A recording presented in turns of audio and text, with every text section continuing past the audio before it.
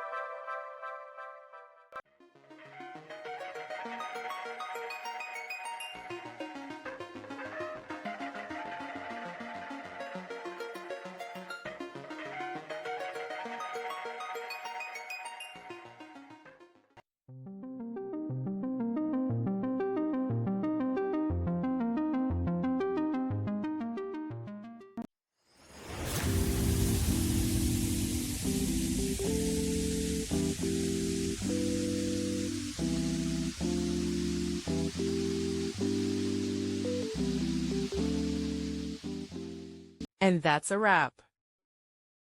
I hope you found the answer you were looking for. If you did, take a second to hit that subscribe button. It really helps out. And let me know in the comments which solution worked best for you. See you next time in the debug zone.